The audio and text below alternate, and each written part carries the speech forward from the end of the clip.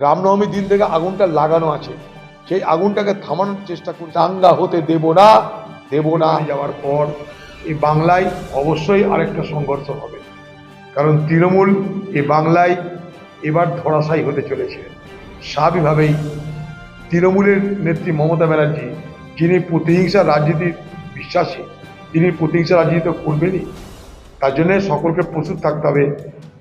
রামনবমীর দিন থেকে আগুনটা লাগানো আছে, সেই আগুনটাকে থামানোর চেষ্টা করেছিলাম আমরা।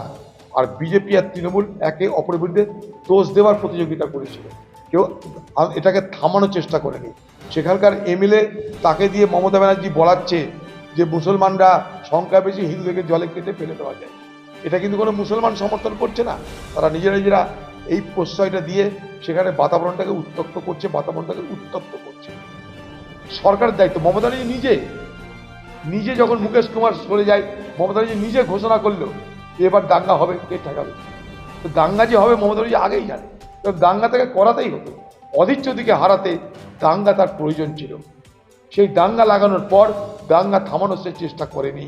আমি আবার শক্তিপুর, সোমপাড়া সব এলাকার মানুষের কাছে বলবো, দাঙ্গা থামাতেই হবে। আমি তার জন্য সেইখানে আবার যাব, দাঙ্গা থামাবো।